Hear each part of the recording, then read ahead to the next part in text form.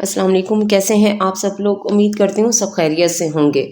मुकम्मल नावल लज़्ज़त-ए इश्क आपकी खिदमत में हाजिर है। अगर आप मेरे चैनल पर नए हैं तो काइंडली चैनल को सब्सक्राइब करके कमेंट, लाइक और शेयर ज़रूर कीजिए। तो आइए नावल की तरफ चलते हैं।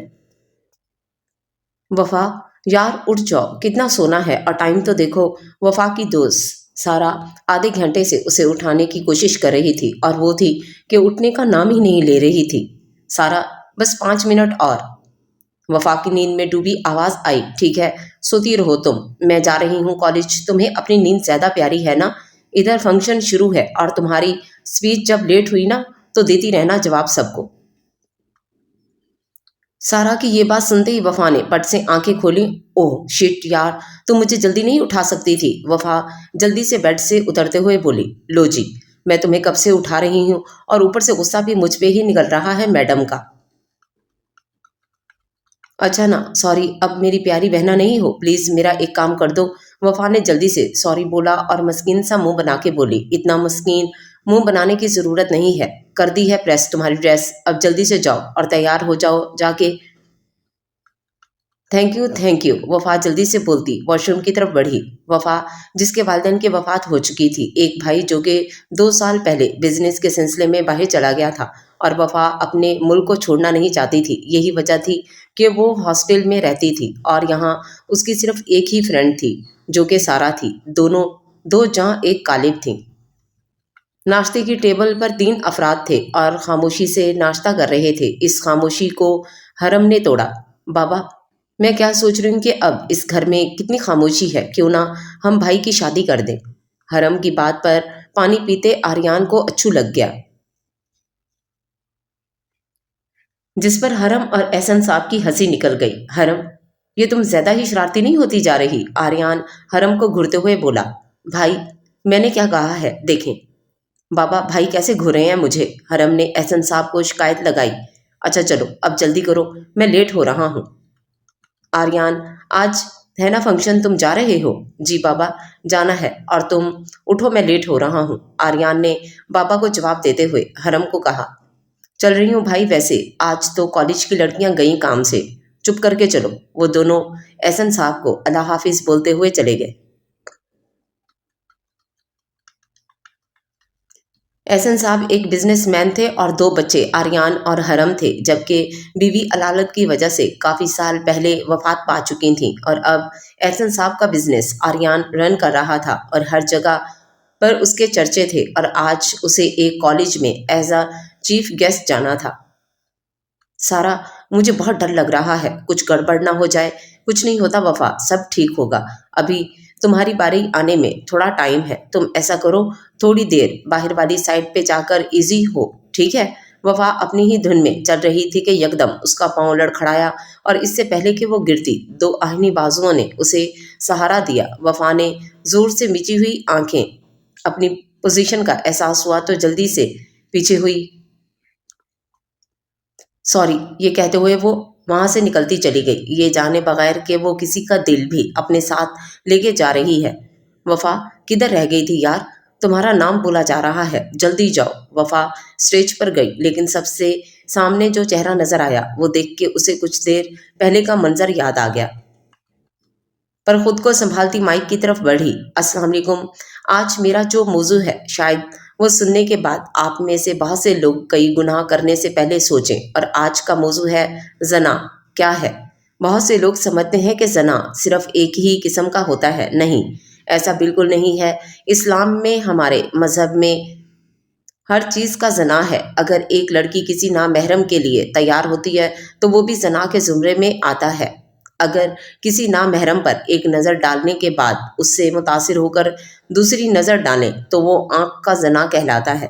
और बात यहाँ तक नहीं है, हमारे मज़हब इस्लाम में ये भी जना के ज़ुमरे में आता है जो आजकल लड़के लड़कियाँ फेसबुक पर बातें करते हैं।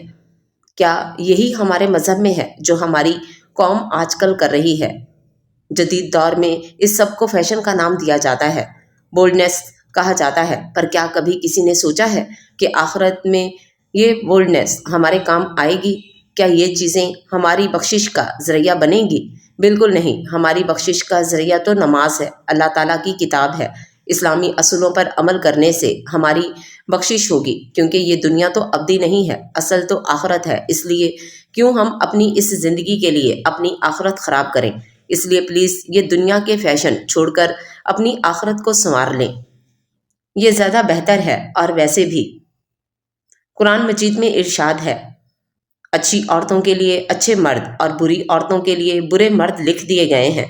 तो फिर हम लोगों को चाहिए कि अच्छे काम करें, अपने आप को बुरी सोहबतों से बचाएं, ताकि हमारी दुनियावी ज़िंदगी के साथ साथ आखिरत की ज़िंदगी भी संवर जाए। शुक्रिया।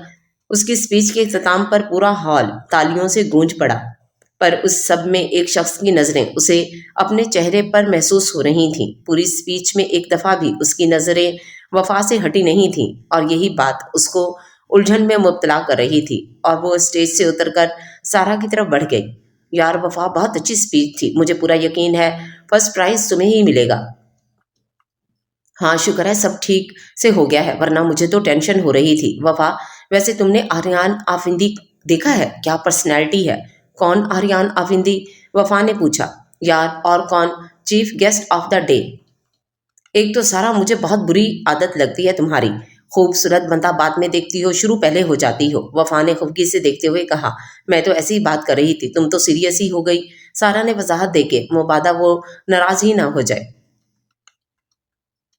आर्यान जब हरम के साथ कॉलेज पहुंचा तो फंक्शन शुरू हो चुका था। वो अंदर की तरफ जा रहा था जब एक लड़की गिरने लगी थी, पर उसने जल्दी ही उसे आगे बढ़कर पकड़ लिया, और जब चेहरा देखा तो जैसे कुछ और देखना ही भूल गया। इतनी मासूमियत थी उसके चेहरे पर, उसकी सब्ज आंखें बिल्कुल कांच की तरह। वो तो जैसे इन आंखों में डूब गया था। वो मुसलसल उसके बारे में सोच रहा था। वो जो पहली नज़र की मोहब्बत पर यकीन नहीं रखता था, अब उसे वही पहली मोहब्बत हो गई थी। फंक्शन अब अपने इख्तिताम तक पहुंच चुका था।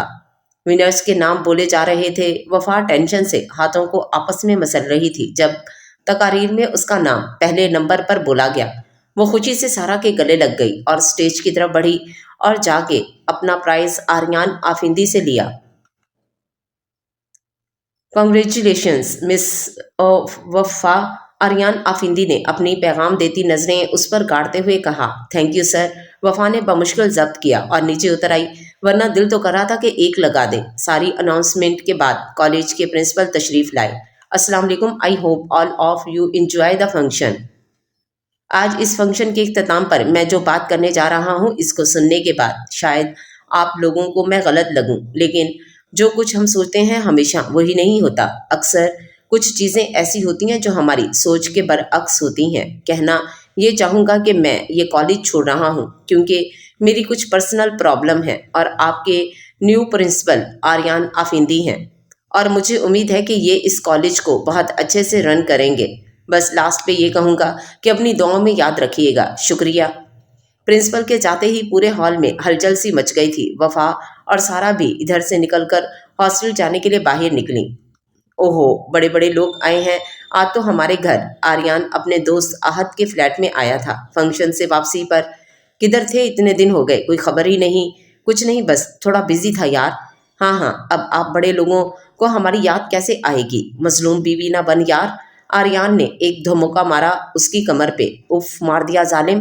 अब आहत की दुहाइयां शुरू थीं, जो कि जारी रहनी थी। अस्सलाम वालेकुम भाई। वफा ने अपने भाई अरसल को कॉल की थी और अब उससे बातें कर रही थी। ये उसका मामूल था कि रोज़ रात को बात करके सोती थी। वालेकुम अस्सलाम। कैसी है मेरी बहन? मैं तो ठीक हूँ भाई, आप कैसे हैं? मैं एकदम फिट। जी नज़र आ रहा है, फिट तो हैं, पर क्या आपने वापस नहीं आना? अरे अरे, आना है, आजकल थोड़ा बिजी हूँ। इंशाल्लाह 2 माह तक बिजनेस वाइंड अप करके आऊँगा। अरसल ने वफा की आंखों में फैलती नमी देखकर कहा। पक्का ना? वफा ने तस्दीक चाही। बिल्कुल पक्का। अच्छा ये देखिए, मुझे प्राइज़ मिला। बहुत बहुत मुबारक हो। जब कल तुमने मुझे अपनी स्पीच के बारे में बताया था, मुझे पता था कि तुम्हें ही मिलेगा। अच्छा, फिर आप आ रहे हैं तो मैं अपने भाई के लिए प्यारी सी लड़की ढूंढूं? अरे ढूंढने की क्या ज़रूरत है, जब मैंने पाकिस्तान आना है लड़की खुद मिल जाएगी। अरसल शौक हुआ। फंक्शन को कुछ दिन गुजर गए थे और वफा और आर्यान आफिंदी का सामना नहीं हुआ था अभी तक। सारा और वफा कॉलेज की लाइब्रेरी में बैठी थी। सारा यार, तुम्हें मैथ का टेस्ट आता है? कंप्यूटर को रटा मारती सारा से वफा ने पूछा। किस गरीब को आता है यार, तुम्हें तो पता है कि मुझे मैथ कितनी जहर लगती है, सारा ने मुंह बनाकर कहा। तो मैथ के टेस्ट का क्या करें फिर? वफा ने परेशानी से पूछा। करना क्या है, बंक करेंगे लेक्चर, सारा ने लापरवाही से कहा। अगर पकड़े गए तो? पहले कभी पकड़े गए हैं जो आज पकड़े जाएंगे? पर अगर कुछ गड़बड़ हुई तो मेरा इसमें कोई हाथ नहीं होगा। ठीक है यार, अभी तो चलो ना, कंप्यूटर का लेक्चर लो, वफा ने कहा। चलो भाई। ये दोनों ना ज़्यादा लाइक स्टूडेंट थी ना वीक, बस लापरवाह थी दोनों। और मैथ से तो अल्लाह वास्ते का बैर था दोनों को, मर मर कर तो पास होती थी और आज भी यही हाल था। पहले कुछ दिन से एहसन आफिंदी कॉलेज आ रहे थे, लेकिन अब 2 दिन हो गए थे आर्यन को आते हुए। इस बीच उसने वफा के बारे में काफ़ी मालूमात हासिल कर ली थी। वफा चलो ना कैंटीन चलते हैं, क्या बेसुरों की तरह इधर बैठी हो, सारा ने वफा से कहा जो इधर उधर दिख रही थी। चलो चलते हैं, मेरे पेट में भी चूहे दौड़ रहे हैं। वो दोनों कैंटीन की तरफ जा रही थी जब सामने से आर्यन आ रहा होता। सारा चलो वापस चलते हैं, अगर इसको पता चल गया तो फंस जाएंगी, वफा ने सारा के कान में सरगोशी की। कुछ नहीं होता यार, चुपचाप गुजर जाते हैं, सारा ने कहा। अब वो दोनों बिल्कुल करीब आ गई थी उसके। किधर जा रही हैं आप लोग? गुजरते हुए यकदम आर्यन की आवाज़ आई। दोनों ने पहले एक दूसरे को देखा और फिर उसकी तरफ। हम दोनों? सारा ने पूछा। जी आप दोनों, क्योंकि जहाँ तक मुझे मालूम है आप लोगों की मैथ की क्लास है, आर्यन ने कड़े तेवरों समेत कहा। वो वो दरअसल वफा की तबीयत खराब हो रही थी, इसलिए सारा ने एकदम बहाना बनाया, जिस पर वफा ने उसके बाजू पर चुटकी काटी, जो कि आर्यन से छुपी ना रह सकी। ठीक है जाएं आप लोग, पर कल आप दोनों जो आज टेस्ट हो रहा है वो कल मुझे देंगी, आर्यन अपनी बात कहते चला गया, जबकि वो दोनों हैरत में गोताजन थी। अगले दिन सारा ने तो कॉलेज आने से ही इनकार कर दिया था। थक हार कर वफा अकेली ही आ गई। सारा का तो कहना था कि वफा भी ना जाए, पर वफा नहीं मानी और आ गई। और अब 2 लेक्चर गुजर चुके थे और वो इंतजार में थी कि कब प्रिंसिपल का बुलावा आए और टेस्ट से उसकी जान छूटे। वो बैठ के मैथ के फार्मूले रट रही थी जब क्लास की एक लड़की उसके पास आई। वफा, तुम्हें प्यून अंकल ढूंढ रहे थे कि प्रिंसिपल सर बुला रहे हैं तुम्हें। और सारा को अच्छा ठीक है, वफा कहते हुए उठ खड़ी हुई और ऑफिस की जानिब चल दी। अपनी सारी हिम्मत जमा करके दरवाज़ा नॉक किया और जवाब मिलने पर अंदर दाखिल हुई। अस्सलाम वालेकुम सर। वालेकुम अस्सलाम। अब कैसी तबीयत है आपकी? जी, वफा ने हैरानगी से पूछा। वो कल आपकी तबीयत खराब थी ना, आपकी दोस्त ने बताया था। ठीक है अब, वफा ने ऐसा आवाज़ में कहा। वो दूसरी दोस्त किधर है आपकी? सर, वो उसकी तबीयत खराब थी, इस वजह से वो नहीं आई। ये क्या आप दोनों ने बारी बनाई हुई है कि पहले एक ने बीमार होना है और फिर दूसरी ने? आर्यन ने सख्त लहजे में इस्तफसार किया। वफा कुछ नहीं बोली। आगे से उसे लग रहा था जैसे सारा की बात ना मानकर उसने गलती की, सारा की बात मान लेनी चाहिए थी। बुक दे मुझे, आखिर आर्यन ही बोला। दिल तो कर रहा था कि छोड़ दे बेचारी को, पर इस वक्त वो अपने दिल की नहीं सुन सकता था। वफा ने बुक दी तो आर्यन ने कुछ सवाल लिखवाए। वफा तो सवाल करने में मगन थी, लेकिन आर्यन की नज़रें उसी के चेहरे का तवाफ कर रही थीं, जो कि अब वफा को भी डिस्टर्ब कर रही थीं। आखिरकार उसने सवाल करके टेस्ट पकड़ाया। मैं जाऊं सर? वफा ने पूछा। जी। वफा जाने लगी कि उसकी आवाज़ सुनकर पलटी। जी सर, मैं आपके घर अपने पेरेंट्स भेजना चाहता हूँ। वफा तो उसकी हिम्मत पे अश अश कर गई रह गई। जो भी था, उसे ये उम्मीद नहीं थी आर्यन आफिंदी से। सर, हम इस वक्त कॉलेज में हैं और दूसरी बात, आपको सूट नहीं करता कि इस तरह की हरकतें करें। पता नहीं इसमें कहाँ से इतनी हिम्मत आ गई थी। अपनी बात करके वो चली गई। वफा गुस्से से तिल मिलाती हुई आर्यन के ऑफिस से निकली थी और क्लास में गई। बेदिली से सारे लेक्चर लिए और हॉस्टल आ गई। आगे सारा मैडम मूवी देखने में मगन थी, लैपटॉप पे, और गोद में रखा पॉपकॉर्न का बाउल खत्म होने के करीब था। वफा ने थके हुए अंदाज में बैग टेबल पे रखा और आके सारा के साथ बैठ गई। कौन सी मूवी देख रही हो? Black panther. कुछ खाओगी? लाऊं? सारा ने पूछा। नहीं, दिल नहीं है अभी, वफा ने उदासी से जवाब दिया। उसका मूड बुरी तरह खराब हो चुका था। कुछ हुआ है क्या कॉलेज? सारा ने उसकी उदास शक्ल देखकर पूछा। नहीं, कुछ नहीं हुआ, बस थक गई हूँ। वफा ने उसे बताना मुनासिब ना समझा कि वो खामखा परेशान होती रहेगी। अच्छा तुम आराम कर लो थोड़ी देर। सारा मुतमईन तो नहीं थी, पर सोचा कि बाद में पूछ लेगी। रात खाने की टेबल पर खिलाफ तवक्को खामोशी थी, जिसे आर्यान ने भी महसूस किया था। आर्यान ने आंखों ही आंखों में बाबा से पूछा, जिन्होंने हरम की तरफ इशारा किया, जो कि मुंह फुलाए खाना खा रही थी। बाबा, ये आज हमारा रेडियो क्यों खराब हो गया है? बड़ी खामोशी है। आर्यान ने हरम की तरफ देखते हुए कहा, जिस पर हरम उसे एक घुरी से नवाजती दोबारा खाने में मशगूल हो चुकी थी। लगता है मामला ज्यादा खराब है ना बाबा? अब बाबा से तायद चाहिए। मैं तो कुछ नहीं कह सकता, ये तो तुम जानो। एहसन साहब ने भी हरी झंडी दिखाई। क्या हुआ है हमारी शहजादी को? आर्यान हरम के साथ वाली चेयर पे बैठते हुए बोला। आपको तो जैसे पता ही नहीं है ना। इतने मासूम ना बने। खुफगी बरकरार थी। तो जब तक मुझे बताओगी नहीं, मुझे पता कैसे चलेगा? आपने मुझसे बोला था कि मुझे ट्रीट देंगे, अभी तक नहीं दी। और अब तो आप बात ही ना करें। अच्छा तो ये बात है, ठीक है, कल तैयार रहना, ट्रीट के साथ शॉपिंग भी कर लेना। सच भाई, यू आर ग्रेट। हरम खुशी से उसके गले लग गई। वफा सुबह से नोट कर रही थी कि क्लास की लड़कियां उसे देखते ही सरगोशियां करना शुरू कर देती हैं। अभी वो सारा के साथ गार्डन में बैठी थी कि एक लड़की ने आके उसे मैथ की बुक दी। तो वफा को याद आया कि कल ये बुक तो वो ऑफिस में ही छोड़ आई थी। एक दो लेक्चर लेने के बाद सर दर्द की वजह से वो हॉस्टल जाने लगी। इरादा था बैग वगैरह लेकर हॉस्टल चली जाए। जैसे ही क्लास में दाखिल हुई, उसे देखकर सरगोशियां शुरू हो गईं और वे जैसे ही नजरअंदाज करके आगे बढ़ी, पीछे से आवाज आई, शक्ल तो इतनी मासूम है और काम देखो इसके। छोड़ो यार, ऐसा ही होता है आजकल, ऊपर से कुछ और अंदर से कुछ और। कैसा चक्कर चला रही है प्रिंसिपल के साथ। बस इसकी बर्दाश्त यहीं तक थी। वो बैग उठाकर बाहर निकल आई। उसे नहीं पता वो कि वह कहाँ जा रही है, बस कानों में वही अल्फाज गूंज रहे थे।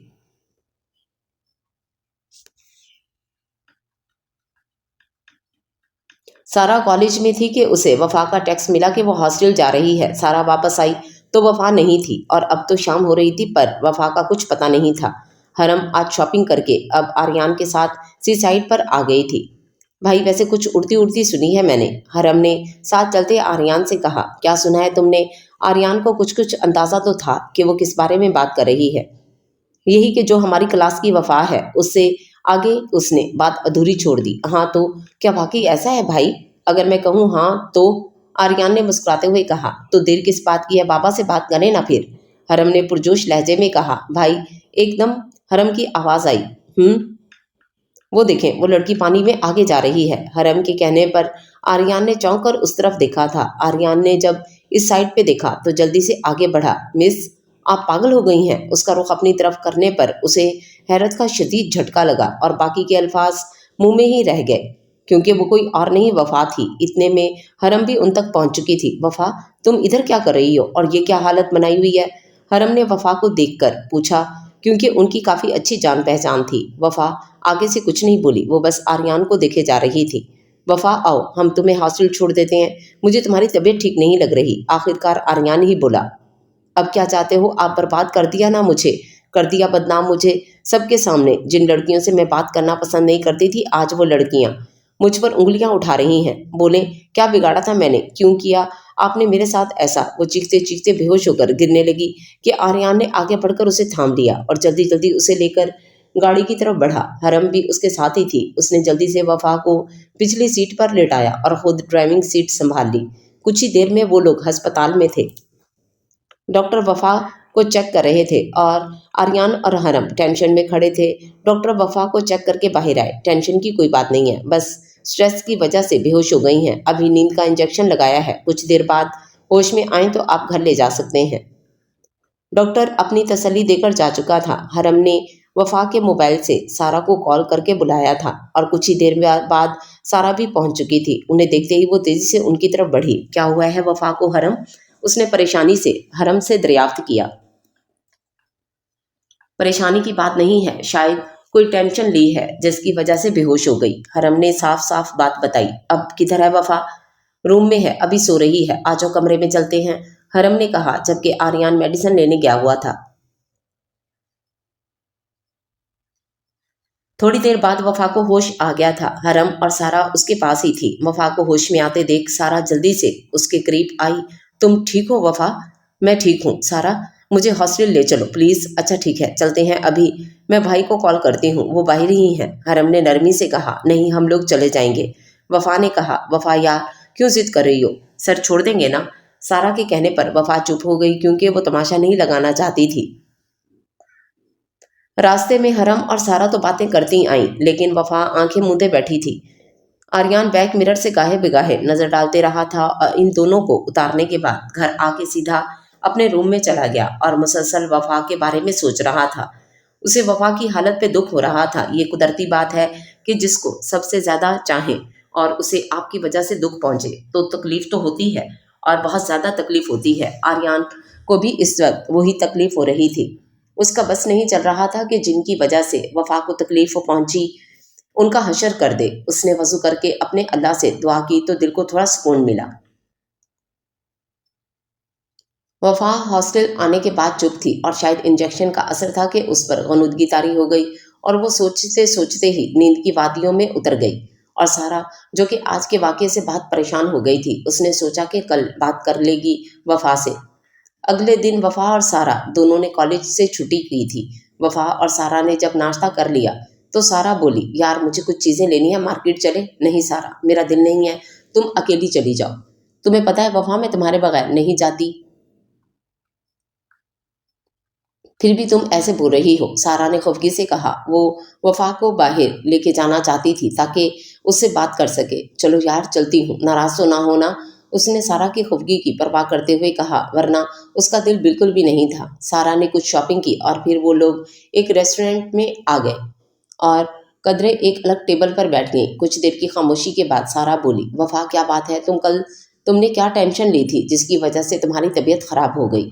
कुछ नहीं हुआ, बस ऐसे ही, वफा ने नजरें चुराते हुए कहा। वफा, मुझे भी नहीं बताओगी क्या? अब मुझसे भी छुपाओगी? सारा के इस तरह कहने पर वफा के जब्त के बंधन टूट गए और उसने हर बात सारा को बता दी।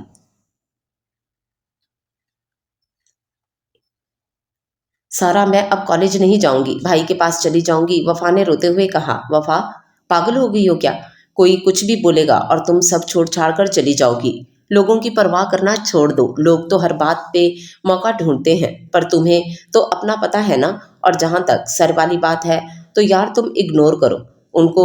आजकल मोहब्बत कुछ नहीं होती, बाकी तुम्हारी मर्जी। और अब मैं तुम्हारे मुंह से ये उल्टी सीधी बातें ना सुनो, सारा ने थोड़ा गुस्से से कहा, जिस पर वफा मुस्कुरा दी। सारा के समझाने का यह असर हुआ था कि वफा ने लोगों की परवाह छोड़ दी थी। कोई क्या बातें करता है, अब उसे फर्क नहीं पड़ता। वो अपनी पूरी तवज्जो अपनी पढ़ाई को दे रही थी। काफी दिन से उसके टेस्ट स्टार्ट थे जो कि आज खत्म हुए थे, इसलिए वफा और सारा ने हॉस्टल आके जी भरकर नींद पूरी की। और अब शाम होने वाली थी। सारा मैडम तो उठ गई, पर वफा के उठने की कोई अमकान नजर नहीं आ रहे थे और सारा वो जी भरकर बोर हो रही थी। वफा, उठ जाओ, कितना सोना है तुमने? सारा ने झुंझलाते हुए वफा को झुंझोड़ा। सोने दो यार, इतने दिन बाद तो नींद पूरी कर रही हूँ, वफा की नींद में डूबी हुई आवाज आई। और 2 ही मिनट बाद वफा करंट खाकर उठ गई क्योंकि सारा ने पानी से भरा जग उस पर डाल दिया था। सारा की बच्ची, छोड़ूंगी नहीं आज मैं तुम्हें। क्या बदतमीजी है, अब सोना तुम, फिर बताऊंगी मैं तुम्हें, वफा ने गुस्से से कहा और वॉशरूम में घुस गई। 15 मिनट बाद वो बाहर निकली तो सारा मैडम तैयार होकर बैठी हुई थी। वफा, जल्दी से तैयार हो जाओ, फिर न्यू मूवी आई है वो देखने चलते हैं। मूवी का नाम सुनकर उसके मुंह से बेजारी फौरन गायब हुई और वो दोनों जब तैयार होकर बाहर निकली, शाम पूरी तरह अपने पर फैला चुकी थी। सबसे पहले वो सिनेमा हॉल गई, वहां मूवी देखी, जबकि सारा तो इमोशनल सीन बाद में आता था और रोने पहले बैठ जाती थी। सारा, आइंदा से मैंने तुम्हारे साथ मूवी देखने कभी भी नहीं आना।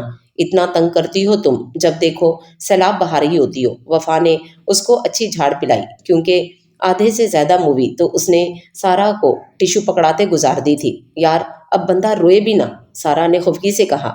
अच्छा ना, नाराज क्यों हो रही हो, मजाक कर रही थी मैं। वो दोनों बातों में इतनी मगन थी कि उन्हें पता ही नहीं चला कि कोई उनकी तस्वीरें ले रहा था। आर्यन, तुमने मुझसे बात की थी उस दिन, तो अब देर क्यों कर रहे हो? घर का एड्रेस दो, फिर किसी दिन चलते हैं। एहसन आफिंदी और वो नाश्ता कर रहे थे जब एहसन साहब ने बात की। बाबा, अभी नहीं, अभी कुछ दिन रुक जाए, कुछ मामला ठीक हो जाए, फिर जाइएगा। आर्यन ने कहा, ठीक है, जब जाना हो मुझे बता देना। Thank you Baba, thank you so much. बेटा, मुझे अपनी औलाद की खुशी सबसे ज़्यादा अजीज़ है और फिर तुम और हरम से ही तो मेरे घर में रौनक है। ओके बाबा, फिर मैं चलता हूँ, मुझे कुछ ज़रूरी काम है। आर्यन खुदा हाफिज बोलते हुए चला गया। वफा का दिल आज बहुत उदास था। उसे लग रहा था जैसे कुछ होने वाला है, और यही बात सारा ने भी नोट की थी। बेदिली से सारे लेक्चर लेने के बाद वह हॉस्टल जाने के लिए कॉलेज से निकली थी। सारा का अभी एक और लेक्चर था, जिसकी वजह से वो अकेली ही जा रही थी। कुछ ही कदम चली थी कि एक स्याह कार उसके करीब आके रुकी। इससे पहले कि वो कुछ समझती, दो आदमी तेजी से बाहर निकले, जिनमें से एक ने उसके मुंह पे रुमाल रखा, और वो होश से बेगाना होती चली गई। सारा जब कॉलेज से हॉस्टल आई तो वफा नहीं थी। उसे कुछ दिन पहले वाला वाकया याद आया तो टेंशन होने लग गई। वफा का नंबर भी बन जा रहा था। उसे परेशानी ने घेर लिया। इसी परेशानी में शाम होने लगी, लेकिन वफा का कुछ पता नहीं चल रहा था कि कहाँ है। अब उसके पास सिर्फ एक ही रास्ता था। उसने हरम के नंबर पे कॉल की। 2-3 बैल के बाद कॉल पिक कर ली गई।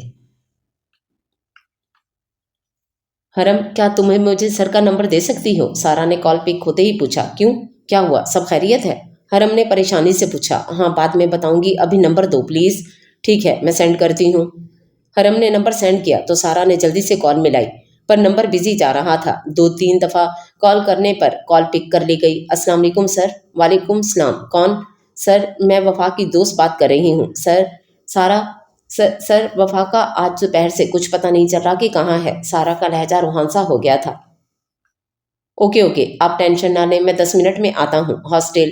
आर्यन ने तसल्ली दी और कॉल बंद करके चाबियां उठाते बाहर निकल गया था। पर उसे खुद फिक्र हो रही थी कि पता नहीं वफा कहाँ होगी और कैसी होगी। उसकी आंखें ऐसा ऐसा खुल रही थीं और सर घूम रहा था। जहन पर जोर डालकर याद करने की कोशिश की कि वो कहाँ है, तो याद आया कि वो तो हॉस्टल जा रही थी। लेकिन जैसे ही उसे याद आया, वो झटके से उठ खड़ी हुई। वो एक दरमियाने साइज का कमरा था, जिसकी साइड पर बेड रखा था और एक टेबल था दरमियान में और एक अलमारी। बस वफा ने जल्दी से आगे बढ़कर दरवाज़ा खोलने की कोशिश की, पर वो लॉक था। उसने दरवाज़ा बजाया लेकिन बेसुध रहा। वो दरवाज़ा बजा बजा कर थक गई थी, लेकिन कोई आवाज़ नहीं आ रही थी। न दरवाज़ा खुल रहा था। वो बेबसी से रोने लगी। या अल्लाह जी, प्लीज़ मेरी मदद करें। मैं पता नहीं कहाँ आ गई हूँ। कौन है ये लोग? प्लीज़ या अल्लाह जी, मुझे बाहिफाजत रखिएगा। वो रोते रोते दुआ कर रही थी अल्लाह से। आर्यन जब हॉस्टल पहुंचा तो सारा को परेशान पाया। आर्यन ने उससे सारी तफसील ली और सारा को अपने घर छोड़कर खुद अपने एक दोस्त की तरफ चला गया, जो कि पुलिस में था और अब उससे पूरा मामला डिस्कस कर रहा था। तुम्हें क्या लगता है कि उसकी फैमिली के किसी के साथ कोई दुश्मनी वगैरह तो नहीं थी? नहीं यार, उसकी फैमिली इधर है ही नहीं, तो दुश्मनी कैसी? आर्यन ने परेशानी से कहा। फिक्र ना करो यार, मेरी टीम ढूंढ रही है और उसका मोबाइल भी ट्रेस कर रही है। और अगर उसकी फैमिली की किसी के साथ दुश्मनी भी नहीं है, तो मुझे यकीन है कि ये काम एक ही गिरोह का है, जो कि लड़कियां इस शहर के रेड लाइट एरिया में लेके जाते हैं। ये बात सुनकर आर्यन को अपने पांव से जमीन निकलती महसूस हुई। क्या तुम्हें कंफर्म है? आर्यन ने अपने हवास काबू में करते हुए पूछा। अब देखते हैं, चांस तो उसी के हैं। ठीक है यार, कुछ पता चले तो फौरन मुझे कॉल करना। अब मैं चलता हूँ, आर्यन कहते हुए उठ खड़ा हुआ, क्योंकि वो इधर से निकलकर जल्द अज जल्द वफा तक पहुंचना चाहता था। वफा रो रो कर थक चुकी थी, अपने अल्लाह से मुसलसल दुआ कर रही थी और सूरज की किरणें रोशनदान से आ रही थीं, जिससे इसे पता चल रहा था कि अगली सुबह हो गई है। इतने में दरवाज़ा खुला और एक औरत दाखिल हुई, जिसने अजीब सा लिबास डाला हुआ था, जिसमें से उसका पूरा जिस्म उरियां हो रहा था। जिस तरह सुना था उससे बढ़कर पाया है। अब तो गौहर बाई के ही चर्चे होंगे। कौन है आप लोग और क्यों लाए हैं मुझे यहाँ? वफा ने खौफजदा लहजे में पूछा। अरे चंदा, जल्दी किस बात की है? पहले नाश्ता तो कर लो, फिर अच्छे से तैयार हो जाना, क्योंकि एक हीरे की कीमत जितनी जल्दी लग जाए उतना अच्छा होता है। वो कहते हुए चली गई, लेकिन उसके लफ्ज़ों से वफा की रीढ़ की हड्डी में सनसनाहट दौड़ उठी। खाना खा लो जल्दी से। गौहर बाई के साथ जो लड़की आई थी, उसने वफा को खाने की तरफ मुतवज्जो किया। नहीं, मुझे नहीं खाना कुछ भी, मुझे वापस जाना है। क्यों लाए हो मुझे? देखो, यहाँ जो एक बार आता है फिर वो वापस नहीं जा सकता, इसलिए चीखने का कोई फायदा नहीं। वो कहते हुए चली गई। वो आज इस जगह पे आया था जहाँ कोई शरीफ कभी आना पसंद नहीं करता, और अब वो गौहर बाई के पास बैठा था, जो कि उसकी ड्रेसिंग से ही बहुत मरूब नजर आ रही थी। अरे सरकार, आप अपने कोठे के हीरे को दिखा रही हूँ, लेकिन लगता है आपके दिल को नहीं लगी कोई अभी तक। पर एक हीरा जो मैं आपको दिखाऊंगी, उसको देखकर आप इनकार नहीं कर सकेंगे। गौहर बाई मकारी से हंसी। तो देर किस बात की है, दिखाइए, हम तो इसी इंतजार में हैं। आर्यान ने अपने लहजे को नॉर्मल रखते हुए कहा। तो पहले तस्वीर देख लें, फिर आपको ले चलती हूँ। उसने आर्यान को तस्वीर दिखाई, जिसे देखकर उसका शक यकीन में बदल गया। आर्यान ने तस्वीर देखने के बाद जेब से चेक निकाला और उस पे अमाउंट लिखकर साइन करके गौहर को पकड़ा दिया। उसकी तो रकम देखकर बातें खिल गई। अब चले, आर्यान ने मुस्कुराते हुए कहा, लेकिन लहजा ठंडा था। चलिए। वो उसे लेकर अंदर की तरफ बढ़ गई, जहां कमरे ही थे सिर्फ, और फिर एक कमरे के सामने रुककर दरवाजा खोला। एक दिन गुजर चुका था और वो इसी कमरे में बंद थी, रो रो कर अल्लाह से दुआएं मांग रही थी। उसने सोच लिया था इज्जत से बढ़कर कुछ नहीं होता, और वो अपनी इज्जत के लिए जान की बाजी भी लगा लेगी। अभी वो कोई नौकीली चीज ढूंढ रही थी कि एकदम दरवाजा खुला। वो औरत, जिसका नाम शायद गौहर बाई था, वो अंदर दाखिल हुई। पर उसके पीछे जो शख्स था, उसे देख वफा की तो एकदम शॉक हो गई, और वो इस इंसान से किसी भी हरकत की तवक्को रख सकती थी, पर आर्यान आफिंदी इस कदर गिर जाएगा, उससे ये नहीं पता था। ये लें जी, आपकी अमानत देख लीजिए, इस कोठे का हीरा दे रही हूँ आपको। अब आइंदा भी इस नाचीज को याद रखिएगा। गौहर बाई ने आर्यान को देखते हुए एक अंदाज से कहा। शुक्रिया, पर एक काम और, अभी कुछ देर बाद काजी और कुछ लोग आते होंगे, उन्हें अंदर ले आइएगा। आर्यान की बात सुनकर गौहर बाई का तो मुंह खुल गया, और वो ही वफा समझने की कोशिश कर रही थी कि क्या हो रहा है। अब आप मुझे बात करने दें, आर्यान ने मुस्कुराते हुए कहा, पर लहजा उसका सर्द था। जी जी बिल्कुल जी, गौहरबाई कहते हुए बाहर चली गई। अब कमरे में सिर्फ आर्यान और वफा थे।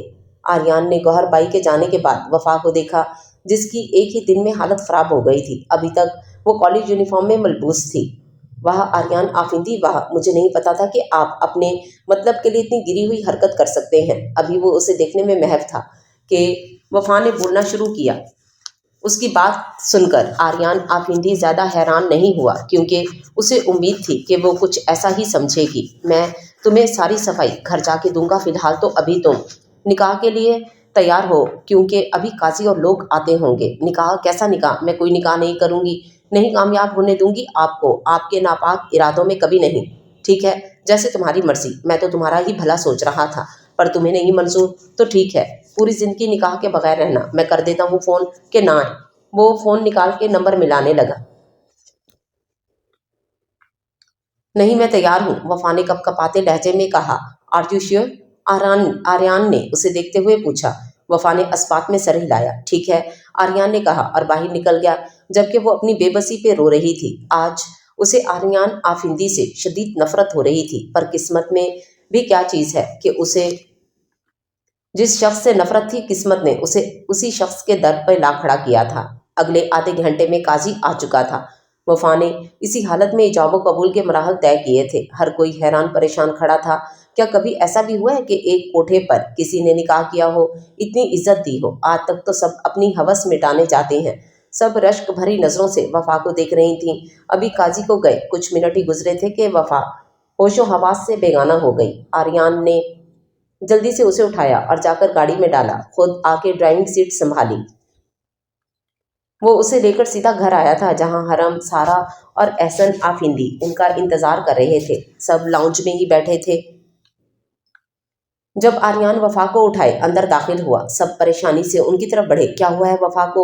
सबसे पहले हरम ने पूछा। कुछ नहीं, बेहोश हो गई है, वो कहता हुआ उसे लेकर अंदर की तरफ बढ़ा और जाकर हरम के रूम में लेटाया और खुद डॉक्टर को कॉल करने लगा। कुछ देर बाद डॉक्टर आ चुका था और चेक कर रहा था। वफा को चेक करके आर्यान की तरफ मुतवज्जो हुआ। वीकनेस की और टेंशन की वजह से बेहोश हो गई हैं, इनको स्ट्रेस ना लेने दें, इंशाल्लाह कुछ देर बाद होश में आ जाएंगी। शुक्रिया डॉक्टर साहब। आर्यान ने शुक्रिया अदा किया और डॉक्टर को बाहर छोड़ने चला गया, जबकि हरम और सारा उसके पास ही बैठ गई, जबकि एहसन साहब अपने कमरे की तरफ बढ़ गए। उसकी आंखें खुली तो अपने पास सारा को पाया। वो झटके से उठ बैठी। वफा, लेटी रहो, तुम्हारी तबीयत ठीक नहीं है, सारा ने कहा। सारा, इस आदमी ने मेरे साथ धोखा किया, मुझसे धोखे से निकाह कर लिया, वफा हुजियानी अंदाज में चीखी। वफा, होश करो यार, सर ही तो तुम्हें बचा के लाए हैं वहां से। सारा ने समझाने की कोशिश की। तुम नहीं समझोगी सारा, ये सब प्लान था उसका। वफा रोते हुए बोली। अच्छा ठीक है, मैं समझ गई, पर प्लीज रोना, रो ना यार, तुम्हारी तबीयत फिर खराब हो जाएगी। सारा ने उसकी हालत के पेश नज़र उसे कुछ कहना मुनासिब ना समझा। फिर थोड़ी देर बाद वफा को थोड़ा सा खाना खिलाकर दवा दी, जिससे वो थोड़ी ही देर बाद सो गई थी। आज आर्यान के लिए बहुत मुश्किल दिन था। जब उसने वफा को इस हालत में देखा था, वो या उसका अल्लाह ही जानता था कि उसकी क्या हालत हुई थी। पर अब वो पुरसकून था, क्योंकि अब वफा उसकी थी और यही बात उसके लिए काफ़ी थी।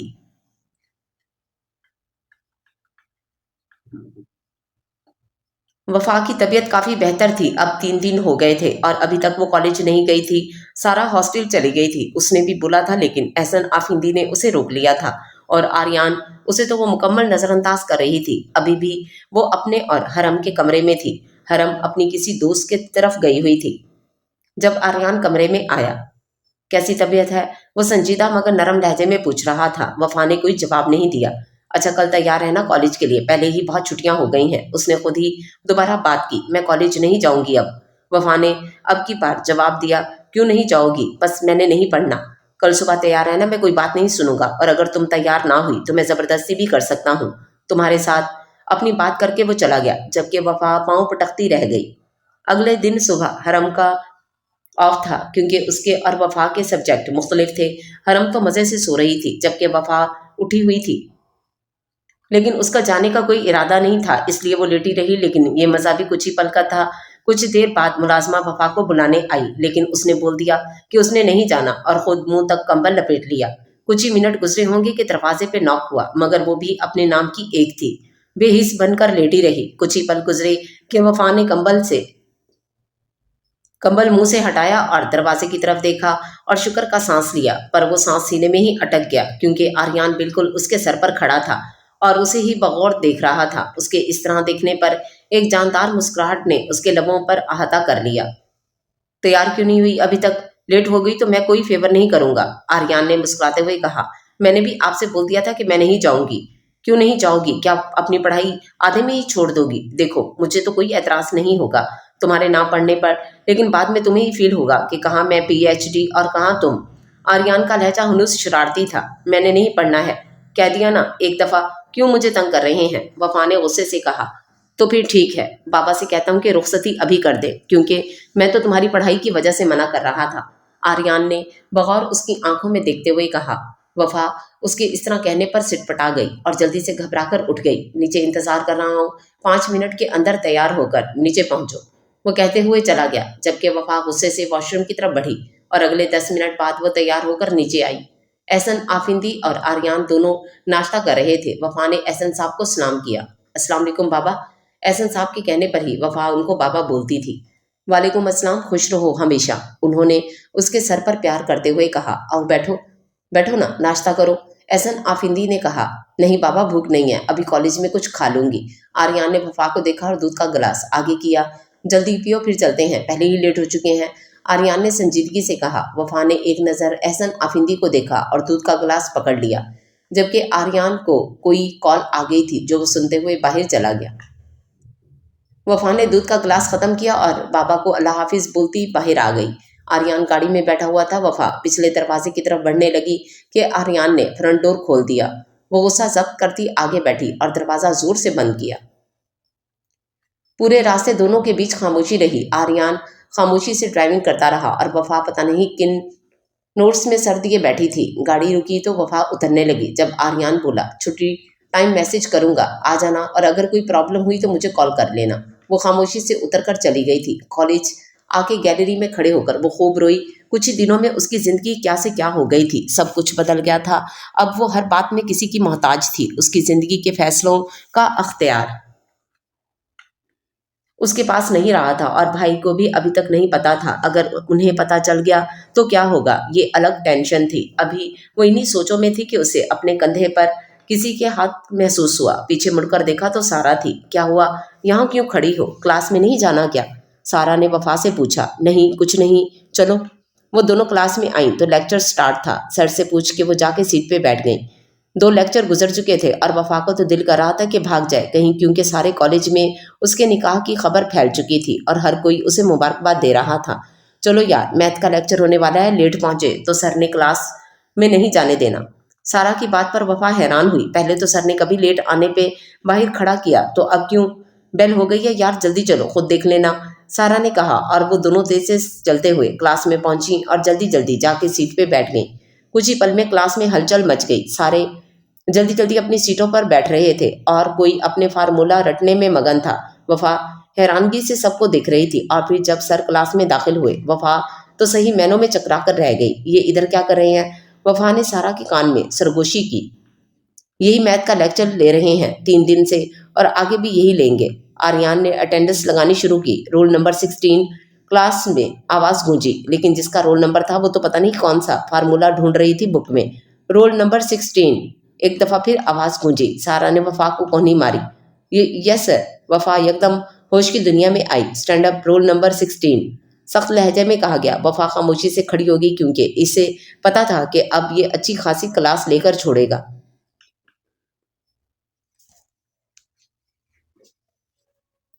आपका जहन किधर है? मुझे सख्त नापसंद है इस तरह के स्टूडेंट जो फिजिकली तो प्रेजेंट होते हैं लेकिन मेंटली नहीं। वो बहुत गुस्से से बोल रहा था। सॉरी सर, वफा ने आहिस्तगी से कहा। आइंदा ना हो इस तरह। Sit down. पूरा लेक्चर वफा को तो अपनी सबकी सामने की जाने वाली बेइज्जती का दुख रहा। बाकी दिन भी बोर गुजरा। पहले तो उसका जब दिल करता लेक्चर छोड़कर हॉस्टल चली जाती, क्योंकि हॉस्टल पास ही था। लेकिन अब तो जब तक सारे लेक्चर ना हो जाते तब तक जा भी नहीं सकती थी। वो घंटे भर से फ्री होकर बैठी हुई थी और आर्यन की कॉल का वेट कर रही थी। और अब तो सारा भी जा चुकी थी। बिलाखिर कुछ देर बाद वफा का फ़ोन रिंग किया। देखा तो आर्यन का ही मैसेज था। उसने शुक्र का सांस लिया और गेट की तरफ चल पड़ी। आगे आर्यन गाड़ी में बैठा उसका मुंतजिर था। वफा ने फ्रंट डोर खोला और अपनी चीजें संभालती बैठ गई। आर्यन ने गाड़ी स्टार्ट करके रोड पर डाली। कैसा गुजरा आज का दिन? आर्यन ने सामने देखते हुए पूछा। कैसा गुजर सकता था? आपने कोई कसर छोड़ी थी? वफा ना चाहते हुए भी शिकवा कर गई। तो तुम्हें बुरा लगा मेरा डांटना? आर्यन ने उसे देखते हुए पूछा। क्या फर्क पड़ता है इससे? आपने करना तो वही होता है जो आपका दिल करता है। दूसरों की परवाह आप कब करते हैं? वफा जो इस वक्त की भरी बैठी थी उसके पूछने पर फट पड़ी। आर्यन ने गाड़ी साइड पे रोकी और वफा की तरफ देखा जो कि अब आंसू बहाने में मसरूफ थी। उसके दिल को कुछ हुआ। वफा इधर देखो। आर्यन ने उसका रुख अपनी तरफ मोड़ा। इसमें रोने वाली क्या बात है? मानता हूं कि ज्यादा डांट दिया, पर जो तुम कर रही थी वो भी तो रूल्स के खिलाफ था। और अगर मैं तुम्हें कुछ ना कहता तो ये दूसरे स्टूडेंट्स के साथ ज्यादती होती। वफा खामोशी से उसकी बातें सुन रही थी। आर्यन ने नरमी से उसके आंसू साफ किए और उसकी चमकती पेशानी पर अपने हलाल रिश्ते की मोहर सख्त की, जबकि वफा तो उसकी इतनी नज़दीकी पर बौखला कर रह गई। शर्म के मारे चेहरा लाल हो गया। उसने जल्दी से मुंह खिड़की वाली साइड पे कर लिया। अच्छा, अब बहुत भूख लगी है, कुछ खाते हैं, आर्यन ने कहते हुए गाड़ी स्टार्ट की।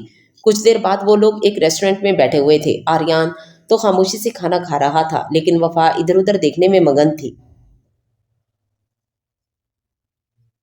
क्या हुआ? खा क्यों नहीं रही? कुछ और खाना है क्या? आर्यन ने नरमी से पूछा। नहीं, बस मुझे भूख नहीं है। सुबह भी तुमने कुछ नहीं खाया था।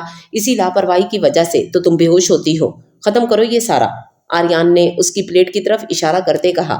वफा बुरे बुरे मुंह बनाते खाने लगी, जिस पर आर्यन को हंसी आ रही थी, लेकिन वो मुस्कुराहट जब्त करके खाता रहा।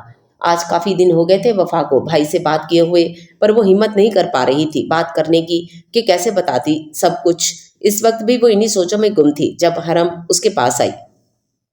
कहाँ गुम हो वफा? वफा जो अपनी सोचों में गुम थी, हरम के बोलने पर चौंक पड़ी। नहीं, कहीं नहीं। क्या यार, बोर सी बैठी रहती हो? आओ ना कोई अच्छी सी मूवी देखें। हरम के इस तरह कहने पर वफा बेजारी फौरन गायब हुई। चलो ठीक है, तुम मूवी सेलेक्ट करो, मैं कुछ खाने के लिए लेकर आती हूँ। वफा हरम को कहते हुए किचन की तरफ बढ़ी। वो दोनों मजे से सारी लाइट ऑफ किए खिड़कियों के आगे पर्दे किए फुल अंधेरा करके मूवी देखने में मगन थी। जब कोई हॉरर सीन आता दोनों की फलक शगाफ चीखें गूंजती। एकदम लाइट ऑन हो गई। वो दोनों जो मूवी में मगन थी, लाइट ऑन होने पर देखा तो आर्यन खड़ा था। क्या हो रहा है यहाँ? आर्यन ने दोनों को देखते हुए पूछा। कुछ नहीं भाई, हम तो बस मूवी देख रही थी, हरम ने मस्कीन शक्ल बनाकर कहा, क्योंकि उसे पता था कि अब क्या होगा। तुम दोनों के तो टेस्ट स्टार्ट है ना? मंडे से। जी भाई, लेकिन हमें टेस्ट आता है ना? वफा हरम ने वफा से तायद चाही। हाँ हाँ बिल्कुल, इनका तो मुझे पता है कि इनको आता है टेस्ट, आर्यन ने वफा को देखते हुए कहा। खैर बंद करो ये और अगले 10 मिनट में तुम दोनों मुझे लाइब्रेरी में मिलो विद बुक्स। अपनी बात कह के वो वापस मुड़ गया, जबकि वो दोनों एक दूसरे की शक्ल देखकर रह गई। और अगले 10 मिनट बाद वो दोनों अपनी अपनी बुक्स उठाए लाइब्रेरी में थी। हरम का तो फिजिक्स का टेस्ट था, इसलिए कुछ टॉपिक उसे समझाने और उनका कॉन्सेप्ट हरम से लेने के बाद उसकी तो जान बख्शी हो गई, लेकिन वफा बेचारी फंस गई क्योंकि उसका तो मैथ का टेस्ट था जिससे उसकी जान जाती थी। भाई मैं जाऊं? हरम ने अपनी बुक्स समेटते हुए पूछा। हाँ ठीक है, तुम जाओ। हरम अपनी बुक्स उठाकर जाने लगी जब वफा ने उसका दुपट्टा पकड़ा। हरम ने मुड़कर वफा को आंख के इशारे से पूछा कि क्या। वफा ने मस्कीन सी शक्ल बनाई पर हरम मुस्कुराती हुई नफी में सर हिलाते चली गई और वफा पीछे दांत पीसती रह गई। कौन सा चैप्टर है? आर्यन ने बुक लेते पूछा। थर्ड चैप्टर, वफा ने जवाब दिया और रजिस्टर खोलकर देखने लगी। आर्यन ने वफा को सवाल समझाने शुरू किए पर वफा बेदिली से समझ रही थी। कभी जमाई लेती तो कभी ध्यान किसी और चीज में लगाती। समझ आ गई? आर्यन ने समझा के पूछा। जी आ गई है, वफा ने जान छुड़वाने के लिए कहा। ठीक है, कुछ देर देखो फिर मैं टेस्ट लेता हूँ। आर्यन कहकर अपने लैपटॉप पर मसरूफ हो गया जबकि वफा को बेबसी पर गुस्सा आ गया। उसने जल्दी जल्दी सवाल समझने की कोशिश की और आर्यन के कहने पर उसे टेस्ट देना स्टार्ट किया, पर जिधर से उसे समझ नहीं आती कि क्या करना है वो साथ साथ बताता गया। अब मैं जाऊँ? वफा ने चेक करवाने के बाद पूछा। हाँ जाओ। उसके कहने पर वो जल्दी से बाहर की तरफ बढ़ी जबकि वो उसकी तेजी से जाने पर मुस्कुरा दिया। आज बिलाखर वफा ने हिम्मत करके अरसल को कॉल कर ही ली थी, पर उसे देखते ही आंखों में आंसू आने लगे। अस्सलाम वालेकुम भाई। वालेकुम सलाम। कैसी कैसी है मेरी गुड़िया? अरसल ने मोहब्बत से पूछा। मैं ठीक हूँ भाई, आप कैसे हैं? वफा ने आंखों में आई नमी को पीछे धकेलते हुए कहा। मैं भी ठीक हूँ, तुम इतने दिन से मेरी कॉल क्यों नहीं उठा रही थी? वो भाई असल में मेरा मोबाइल थोड़ा ख़राब हो गया था, इसलिए अब कोई झूठ तो बोलना था ना। अच्छा वैसे मैंने तुम्हें एक बात बतानी है, गैस करो क्या? क्या भाई बताइए ना, पहले गैस लगाओ, अरसल ने मज़े से कहा। हाय भाई, कहीं आपने कोई गोरी तो नहीं पसंद कर ली? वफा ने टहलते हुए कहा। नहीं, मैं भला तुम्हारी मर्जी के बगैर ऐसा कर सकता हूँ? फिर ये कि मैं पाकिस्तान आ रहा हूँ। सच में भाई? वफा ने खुश होते हुए पूछा। बिल्कुल सच। कब आ रहे हैं? बहुत जल्द, किसी भी दिन तुम्हें सरप्राइज मिल सकता है। भाई बताइए ना, वफा ने इसरार किया। नहीं भाई, ये तो सरप्राइज है, ये मैं नहीं बताऊंगा। तुम मुझे ये बताओ पढ़ाई कैसी जा रही है? अरसल के पूछने पर उसकी आंखों में किसी का चेहरा आ गया एकदम से। ठीक जा रही है भाई, वफा ने खुद को संभालते हुए जवाब दिया और फिर काफी देर वो अरसल से बातें करती रही। वफा हरम आर्यन के साथ ही कॉलेज जाती थी और वापसी पर कभी आर्यन या ड्राइवर के साथ आती थी। हरम को तो कॉलेज से छुट्टियां थी तो वो कुछ दिन के लिए अपनी खाला के पास चली गई। वफा को भी साथ आने का कहा लेकिन उसने कॉलेज का कहकर टाल दिया और आज उसकी आंख देर से खुली क्योंकि रात को वो देर तक असाइनमेंट बनाती रही थी। वो जल्दी जल्दी तैयार होकर आई और आर्यन के साथ रवाना हो गई। अब कुछ कुछ तब्दीली आ रही थी उसमें। पहले की तरह ना तो उसे आर्यन की बातों पर झुंझलाहट होती थी और गुस्सा आता। वो लेक्चर ले रही थी जब उसे याद आया कि असाइनमेंट तो वो घर भुलाई है और कंप्यूटर वाले सर बिल्कुल नहीं बख्शेंगे। उसे परेशानी होने लगी। समझ नहीं आ रहा था कि अब क्या करे। लेक्चर खत्म हुआ तो वो क्लास से निकल आई। सारा को बोल आई कि वो 5 मिनट तक आती है और खुद उसका रुख आर्यन के ऑफिस की तरफ था। रिसेप्शन वाली मैम से पूछकर वो वहीं इंतजार करने लगी। कुछ देर बाद उसने इत्तला दी तो वो अंदर की तरफ बढ़ी और दरवाजा नॉक किया और इजाजत मिलने पर अंदर दाखिल हुई। आर्यन लैपटॉप पे मसरूफ था। उसे देखते ही लैपटॉप को साइड पे किया। वफा, खैरियत है? कुछ काम था? उसने वफा को देखा जो कि रोने वाली शक्ल बना के खड़ी थी। वो, मेरी असाइनमेंट घर रह गई है और अगला लेक्चर कंप्यूटर का है। वफा रूहान से लहजे में बोली और इस वक्त वो कहीं से भी वो वाली वफा नहीं लग रही थी जो उसके साथ हमेशा उखड़ी उखड़ी सी रहती थी। तो इसमें इतना ज्यादा परेशान होने वाली क्या बात है? तुम बैठो, मैं अभी कर लेता हूँ बात। वफा साइड पर रखे सोफे पे बैठ गई। आर्यन ने कॉल की और बात करके वफा की जाने मुतवज्जो हुआ। हो गई बात, कोई कुछ नहीं बोलेगा और कुछ देर तक तुम्हारी असाइनमेंट आ जाएगी, ठीक है? वफा ने इस बात में सर हिलाया। अब आप क्लास में जाओ और छोटी छोटी बातों पर परेशान नहीं होते। आर्यन ने मुस्कुराते हुए कहा। थैंक यू, वफा ने कहा और बाहर निकल गई जबकि आर्यन को लग रहा था कि आहिस्ता आहिस्ता सब ठीक ठीक हो रहा है। आर्यन की बात सही थी, सर ने उसे कुछ भी नहीं बोला था और कुछ ही देर बाद उसकी असाइनमेंट आ गई थी।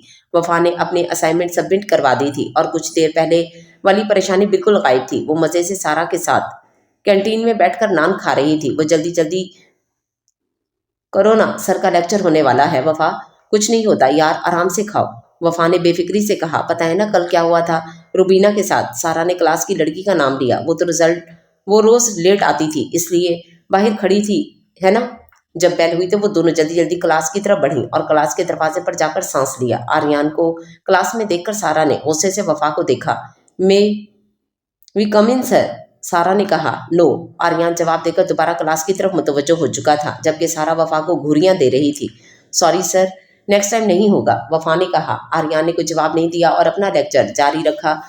10 से 15 मिनट गुजर चुके थे। इन दोनों को इधर खड़े हुए आर्यन ने उनको देखा। कम इन, वो बोलकर दोबारा क्लास की तरफ मुतवज्जो हो चुका था। थैंक यू सर, दोनों ने कहा और आके अपनी सीट्स पर बैठ गए। वापसी पर भी वफा खामोशी रही, जबकि आर्यन ने भी कोई बात नहीं की। वफा अब बोर हो जाती थी क्योंकि हरम भी नहीं थी। इधर आज भी वो बोर सी बैठी थी जब एहसन आफिंदी ऑफिस से वापस आए। अस्सलाम वालेकुम बाबा, वफा ने सलाम किया। वालेकुम अस्सलाम बेटा। वफा उनके लिए पानी ले आई। थैंक यू बेटा। बाबा खाना लगाऊं? वफा ने गिलास लेते हुए पूछा। बिल्कुल बेटे, मैं फ्रेश होकर आता हूँ। एहसन आफिंदी अपने कमरे की तरफ बढ़ गए, जबकि वफा किचन की तरफ चली गई। एहसन साहब खाना खा रहे थे जब उन्होंने वफा को मुखातिब किया। वफा बेटा, मेरे एक बहुत अच्छे दोस्त के बेटे की शादी है, तो मैं चाहता हूँ कि आप और आर्यन जाओ।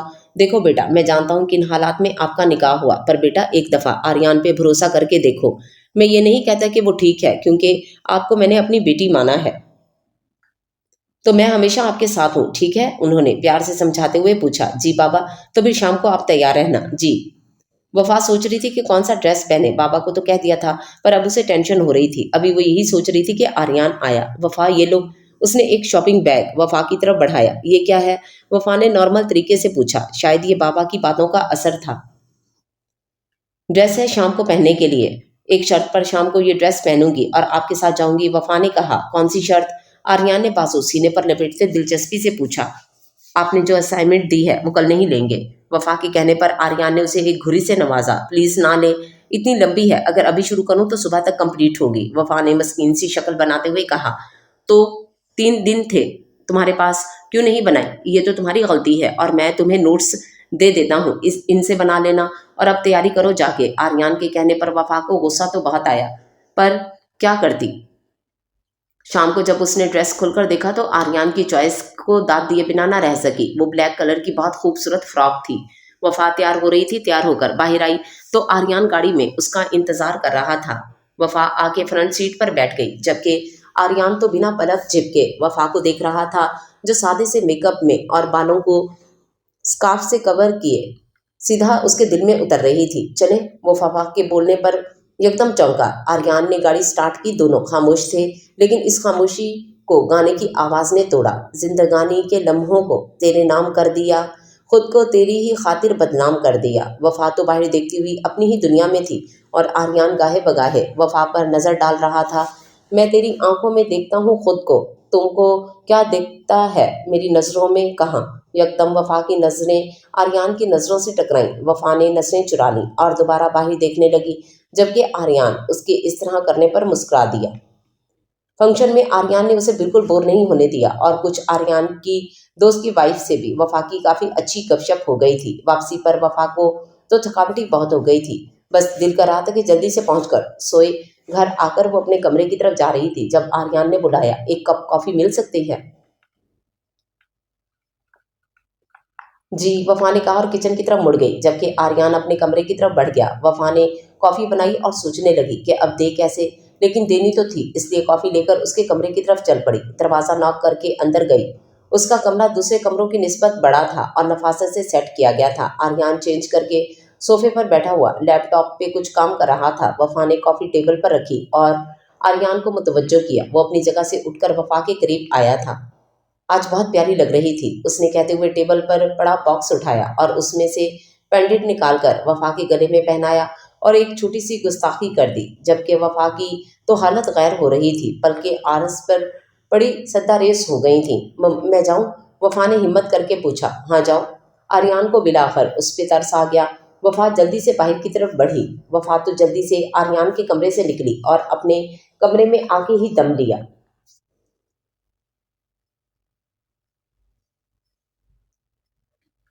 अभी भी ऐसे था जैसे पसलियां तोड़कर दिल बाहर आ जाएगा। उसने अपनी तेज होती धड़कनों पर काबू पाने की कोशिश की और आइंदा से कभी भी आर्यन के कमरे में ना जाने का तय कर लिया। वो चेंज करके आके सोने की कोशिश करने लगी, पर बार बार एक ही मंजर आंखों के सामने आ रहा था। वो इसी में उलझते पता नहीं कब नींद की वादियों में उतर गई। अगली सुबह निहायत रोशन और चमकदार थी। वो शीशे के सामने खड़ी तैयार हो रही थी। यकदम उसकी आंखों में रात का मंजर घूम गया और बेअख्तियारी में ही उसका हाथ अपने गाल की तरफ गया।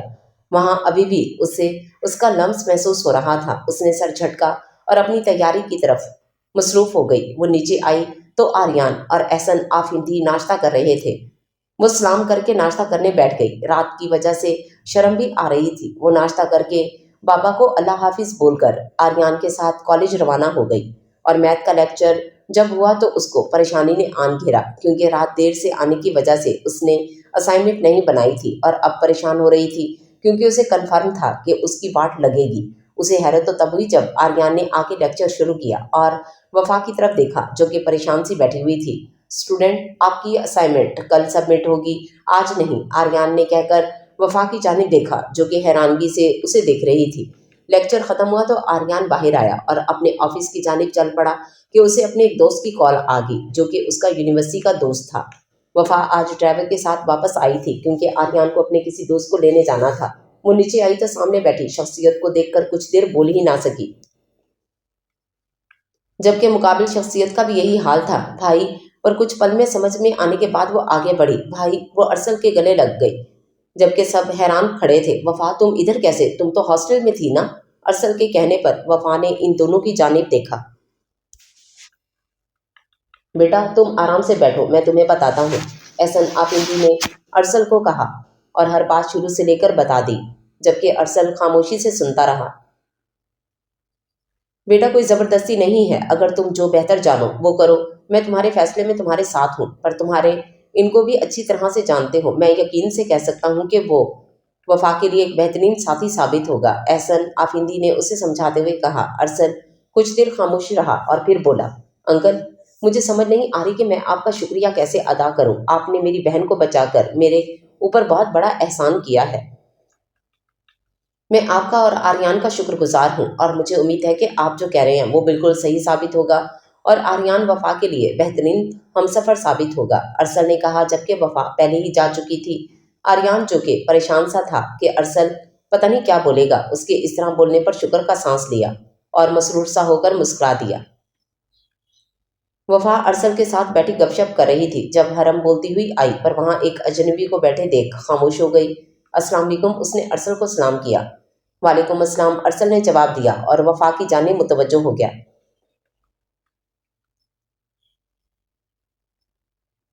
हरम, मैं भाई से बोल रही थी कि आइसक्रीम खिलाने ले चले। यार, मेरा दिल नहीं कर रहा, तुम चली जाओ, हरम ने जवाब दिया क्योंकि उसे जाने से झिझक हो रही थी। प्लीज यार, चलो ना, मजा आएगा, वफा ने हरम को कहा। हरम को चारों ना चार मानना ही पड़ा। कुछ ही देर में वो लोग आइसक्रीम खाने चले गए। पूरे रास्ते हरम को अपने चेहरे पर किसी की नजरों का हिसार महसूस होता रहा। घर आने पर उसने दोबारा जाने से तौबा कर ली। अरसल अभी कुछ दिन इधर ही था क्योंकि घर को नए सिरे से रेनोवेट करवाना था। उसने तो कहा था कि वो किसी होटल में जाएगा, लेकिन एहसन आफिंदी ने ऐसा होने ना दिया और अब अरसल मुस्तकिल तौर पर पाकिस्तान आ गया था और यहाँ ही बिजनेस स्टार्ट करने का इरादा था। वफा लोगों के कॉलेज का ट्रिप जा रहा था मरी में। वफा और हरम का दिल था जाने का और एहसन आफिंदी ने भी इन्हें इजाज़त दे दी थी। यार वफा, तुमने अपनी पैकिंग कर ली? हरम ने वफा से पूछा। हाँ, कर ली है, क्योंकि सुबह तो टाइम ही नहीं मिलेगा, वफा ने सारा को जवाब दिया। हाँ, मैंने भी इसीलिए अभी कर ली, अब सो जाते हैं, नहीं तो सुबह आंख नहीं खुलेगी। वो दोनों सोने के लिए लेट गईं। अगली सुबह 4 बजे ही वो दोनों उठ गईं क्योंकि 6 बजे बस ने निकलना था। हरम और वफा दोनों आर्यान के साथ कॉलेज पहुंच गई थीं। पूरे सफ़र वफा तो सोती हुई गई थी, जबकि हरम का हाल भी उससे मुख्तलिफ ना था। सिर्फ सारा बेचारी थी जो कि जागती रही। मरी पहुंचकर स्टूडेंट सारे कुछ देर के लिए होटल में आराम करने चले गए। वो लोग मरी पहुंचकर कुछ देर के लिए आराम करने चले गए। वफा और सारा तो सो गई थी। जब सोकर उठी तो बाहर आ गई। काफी स्टूडेंट थे। वो लोग मॉल रोड पर थे। सारा और वफा अलग थी, जबकि हरम अपनी दोस्त के साथ थी। मॉल रोड के किनारे पर कोई बॉर्डर नहीं था। नीचे देखने पर गहरी खाई नजर आती थी। सब्जा हर जगह दरख्त थे। वो लोग तस्वीरें बना रही थी। जब सारा को अपने ऊपर किसी की नजरों का एहसास हुआ, उसने देखा तो 3 लड़के खड़े थे जिनके हाथ में सिगरेट थे। सारा ने वफा को इशारा किया। वो दोनों आगे चलने लगी, जबकि वो लड़के भी उनके पीछे आ रहे थे। घबराहट में समझ ही नहीं आ रहा था कि क्या करें। वफा के दिमाग ने कुछ काम करना शुरू किया तो उसने हाथ में पकड़े मोबाइल से कुछ टाइप किया और अब बस उसे इंतजार था वो लोग अब भी उनके पीछे आ रहे थे और अब तो उन्होंने ऐसा ऐसा आवाज़ें भी बातें शुरू कर दी थी। इतने में वफा को आवाज़ आई, आप लोग यहाँ क्या कर रही हैं? और ग्रुप तो आपका पीछे है। काफ़ी इन दोनों ने देखा आर्यन खड़ा था, जबकि वो लड़के पीछे की तरफ मुड़ गए थे। वो हमें पता ही नहीं चला कि हम ज़्यादा आगे निकल आए हैं, वफा ने कहा। ध्यान रखा करें और अपने ग्रुप के साथ रहा करें। अगर अब मैं ना आता यहाँ फिर चले हम, आर्यन ने फिक्रमंदी से कहा। वो दोनों उसके आगे आगे चलने लगी। रात को खाना खाने के बाद सारा तो सो गई, लेकिन वफा को नींद नहीं आ रही थी। अभी मुश्किल से उसकी आंख लगी थी कि उसका मोबाइल बजा। उसने नंबर देखकर कॉल उठाई। मैं वेट कर रहा हूँ, नीचे आ जाओ। ओके, वफा ने लम्हे भर की खामोशी के बाद कहा कि शायद कोई बात करनी हो। उसने एक नज़र सोई हुई सारा को देखा और बाहर आ गई। आर्यन खड़ा था, वो उसके पास गई। कोई काम था आपको? वफा ने उससे पूछा। क्या मैं काम के अलावा तुम्हें नहीं बुला सकता? तो फिर मेरा दिल कर रहा था कि काफ़ी हो मेरी ज़िंदगी और मैं उसके साथ वॉक करूं। आपको इस टाइम इतनी सर्दी में वॉक की पड़ी है? वफा ने गुस्से से कहा। हाँ, इसी मौसम का तो मज़ा है, आर्यन ने कहा। वफा आगे से कुछ न बोली। वो दोनों खूबसूरत ट्रैक पर वॉक कर रहे थे और हाथ में कॉफ़ी के कप थे। कभी कभी आर्यन बात कर लेता। अब वफा को सर्दी लग रही थी क्योंकि वो जल्दी में शॉल लेना ही भूल गई थी। आर्यन ने वफा के नीले पड़ते होंठ देखे तो अपने ऊपर ली हुई शॉल की एक साइड पकड़कर वफा के ऊपर दी और उसके गिर्द अपनी बाहों का हिसार बना बांध दिया। मुझे सर्दी नहीं लग रही, वफा ने घबराते हुए कहा। हाँ, नजर आ रहा है कि तुम्हें सर्दी नहीं लग रही। ये होंठ तो शौकिया तौर पर नीले ही है ना? आर्यन के कहने पर वफा खामोश हो गई। काफी लोग उन्हें रश्क भरी नजरों से देख रहे थे। होटल आकर आर्यन ने उसे अपने हिसाब से आजाद किया। कल इसी टाइम मैं इंतजार करूंगा। अल्लाह हाफिज। अल्लाह हाफिज, वफा ने कहा और अंदर की तरफ बढ़ गई। अगले दिन वो लोग नथिया गली गए, घुड़सवारी की, अयूबिया गए और मरी के मुख्तलिफ मकामात पे गए। बर्फबारी हो रही थी जिसे सबने बहुत इंजॉय किया, लेकिन नीचे में सबको जुकाम और नतीजे में सबको जुकाम और बुखार हो गया। उस दिन भी आर्यन और वफा ने वॉक की, लेकिन वफा अपनी शॉल लेके जाना ना भूली। अगले दिन उन्होंने इस्लामाबाद रवाना होना था। वफा की आंख देर से खुलने की वजह से जल्दी जल्दी सारी चीजें समेटी। वो लोग जल्दी ही रवाना हो गए। पहले लेक व्यू पार्क गए और सबने राइड्स ली और बोटिंग की। शाम को वो लोग मोनाल होटल इस्लामाबाद आ गए। जिस टाइम वो लोग मोनाल होटल पहुंचे, शाम पूरी तरह अपने पर फैला चुकी थी। वो लोग अपने अपने रूम्स में चले गए। थकावट की वजह से जल्द ही वो दोनों सो गई थीं। अगले दिन वो लोग फैसल मस्जिद गए, फिर सेंट्रस मॉल गए। ये मॉल 5 फ्लोर पर मुश्तमिल। वहाँ वफा सारा मॉल घूम के अब थक कर आके बैठी ही थी, जबकि सारा हरम के साथ घूम रही थी। वफा अपनी ही दुनिया में थी कि आर्यन उसके सामने वाली चेयर पे आके बैठ गया। तुम्हारी तबीयत ठीक है? इधर क्यों बैठी हो? आर्यन ने वफा से पूछा। ऐसे ही थक गई थी तो सोचा कि बैठ जाऊं। थोड़ी देर तुमने शॉपिंग नहीं की क्या? हरम भी कर रही है, आर्यन ने वफा को देखते हुए कहा। नहीं, मेरा दिल नहीं था, इसलिए। वफा जवाब देकर इधर उधर देखने लग गई। क्यों दिल नहीं था? लड़कियों को तो इतना शौक होता है शॉपिंग का, और एक तुम हो कि शौहर खुद कह रहा है और फिर भी नहीं कर रही। चलो उठो। आर्यन ने उसका हाथ पकड़कर उठाया और उसे लेकर शॉप्स की तरफ चला गया। फिर पहले उसके लिए ड्रेस चूज किए, फिर दूसरी शॉपिंग की। जबकि वफा बिल्कुल थक चुकी थी। तंग आकर वो बोल उठी, बस कर दें क्या पूरी जिंदगी की शॉपिंग? अभी कर लेनी है, अब मैं थक गई हूँ। ठीक है, मैं तुम्हें हरम लोगों के पास छोड़ देता हूँ। आर्यन ने वफा की शक्ल देखी। जहाँ थकन के असरात थे वो उसे लेकर हरम लोगों के पास आया और उधर छोड़कर खुद चला गया। कुछ देर बाद वो लोग उधर से पाकिस्तान मूवमेंट के, जो कि एक बहुत खूबसूरत मुकाम है, और ये मुकाम कुछ पहले ही तामीर किया गया है, जो कि 4 बड़ी और 3 छोटी दीवारों पर मुश्तमिल। 4 बड़ी दीवारें पाकिस्तान के 4 सूबों को जाहिर करती हैं और 3 छोटी दीवारें गिलगित बिल्दिस्तान, आज़ाद कश्मीर और कबायली इलाका जात को जाहिर करती हैं। उनको इस तरह तामीर किया गया कि गुलाब की पत्तियों का गुमान होता है। और फिर लोग वर्षा म्यूजियम गए, जो कि उसके साथ ही यादगार कल्चर म्यूजियम है। इधर से वो लोग वापस मुनाल होटल में आ गए। वफा तो आते ही बेड पर गिर गई और दुनिया से गाफिल हो गई। अगले दिन उन लोगों ने वापस आना था। पहले वो लोग फातिमा जिन्ना पार्क गए, जो कि एक बहुत खूबसूरत पार्क था, जहाँ एक बारादरी थी जिधर उन्होंने तस्वीरें बनवाई। बहुत से स्टूडेंट के स्टार पर वफा और आर्यन ने उधर पिक्स बनवाई। इस पार्क में बहुत सारे तालाब थे जो कि खूबसूरत मंजर पेश कर रहे थे। उधर से वो लोग वापसी के लिए रवाना हुए। रात गए वो लोग घर पहुंचे। सबका थकन से बुरा हाल था, इसलिए आते ही वो सब अपने अपने कमरों में चले गए। और अगले दिन वफा और हरम दोनों छुट्टी पे थीं और पूरा दिन इन लोगों ने सो के गुजारा था। अरसल कि घर की रेनोवेशन मुकम्मल हो गई थी और अब 1-2 दिनों तक वफ़ा ने और उसने उधर शिफ्ट हो जाना था। रात के टाइम जब एहसन साहब अपने कमरे में थे तो अरसल उनके कमरे की तरफ गया और दरवाज़ा नॉक करके अंदर आ गया। अरे अरसल बेटा आओ, अरसल साहब ने उसे देखते हुए कहा, क्योंकि उनको अरसल काफ़ी अच्छा लगता था, सोबर सा, और वो आर्यन की यूनिवर्सिटी के ज़माने से जानते थे। अंकल, मुझे आपसे कुछ बात करनी थी। जी बेटा करो, क्या बात है? अंकल, ऐसे मौक़ों पर अक्सर बड़े बात करते हैं, लेकिन आप तो जानते हैं कि हमारे बड़े तो आप ही हैं। बेटा खुलकर बात करो, मैं आपके साथ हूँ। एहसन साहब ने अरसल की बात सुनकर कहा, अंकल, मैं अगर आपको मुनासिब लगे तो मैं आपसे हरम का हाथ मांगना चाहता हूँ। अरसल ने सर झुकाकर कहा। कुछ देर की खामोशी के बाद अरसल ने सर उठाकर देखा तो एहसन साहब मुस्कुराकर देख रहे थे। बिल्कुल, तुम भी मुझे आर्यन जैसे हो। जब मैंने उसे कुछ नहीं कहा तो तुम्हें क्यों कहूँ, और मुझे यकीन है कि तुम मेरी हरम के लिए बेहतरीन इंतखाब साबित होगे। Thank you uncle, thank you so much, Arsal ने कहा और उनके गले लग गया। मेरी बन्नो बनेगी मेरी भाभी। वफा को जब से पता चला था वो मुसलसल हरम को तंग कर रही थी और हरम वो शर्माए जा रही थी, क्योंकि जो भी था वो अपनी आने वाली जिंदगी के बारे में सोचकर पुरसुकून थी, क्योंकि अरसल उसे भी पसंद था। वैसे कितना मजा आएगा ना हरम, वफा ने उसे छेड़ते हुए कहा, जिस पर हरम ने उसे एक घुरी से नवाजा। वफा, अब चुप कर जाओ, वरना बारी तो तुम्हारी आनी है और मुझसे पहले आनी है, फिर पूछूंगी मैं तुमसे।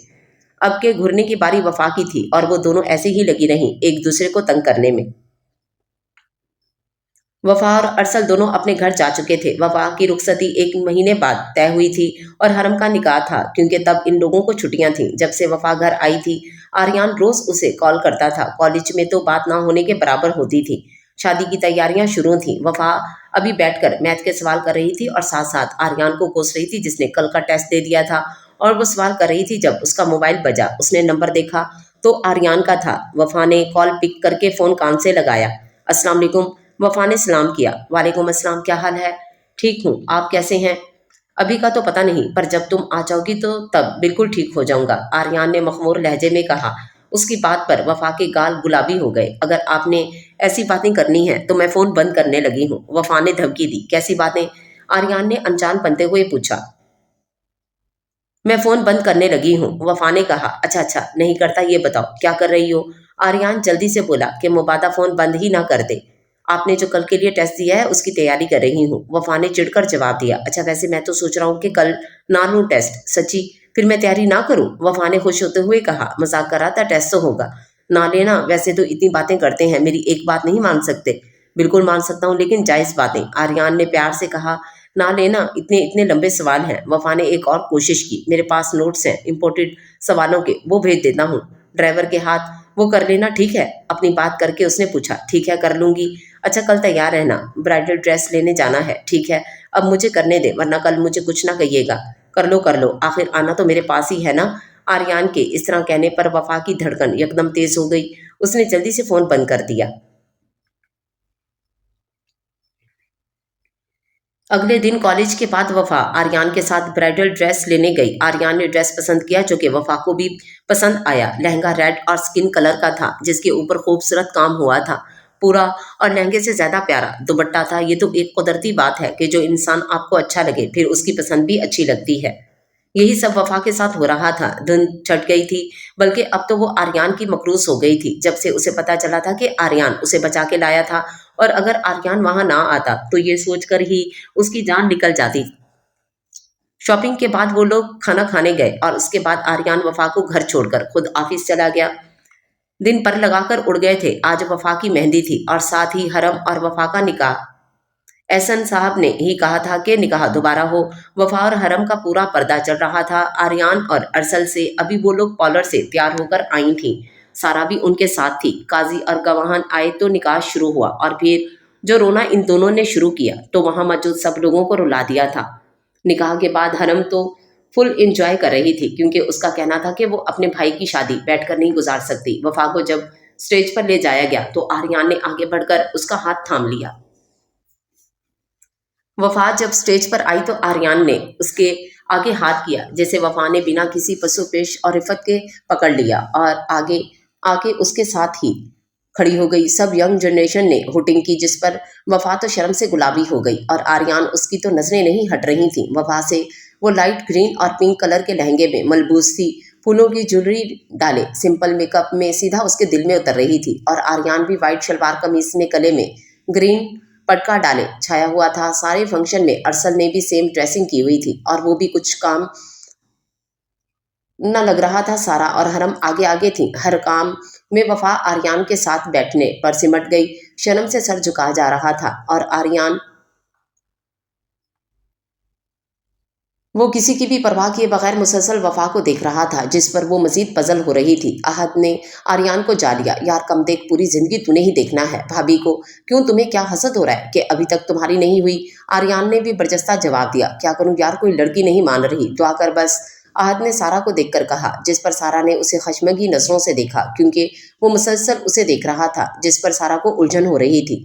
पहले सबने बारी बारी आकर वफा और आर्यन को मिठाई खिलाई और वफा का तो मिठाई खा कर बुरा हाल हो रहा था। चले जी, अब आप दोनों एक दूसरे को मिठाई खिलाएं। जब सब मिठाई खिला चुके तो हरम ने आर्यन से कहा और प्लेट आगे की। आर्यन ने वफा की तरफ देखा तो वफा ने भी आर्यन की तरफ देखा। उसकी आंखों में इल्तजा थी। आर्यन ने चम्मच से थोड़ी सी मिठाई उसकी तरफ बढ़ाई। वफा ने एक नज़र आर्यन को देखा और मिठाई खा ली। वफा, अब तुम्हारी बारी, चलो खिलाओ भाई को। अब की बार हरम ने वफा को मुखातिब किया, जिस पर सबने हुटिंग की, जबकि वफा मुसलसल आर्यन की तरफ देखकर नफ़ी में सर हिला रही थी। खिलाना तो पड़ेगा वफा, सारा ने उसको नफ़ी में सर हिलाते देखकर कहा। आखिरकार वफा ने आर्यन को मिठाई खिलाई, जिस पर सबने एक बार फिर हुटिंग की।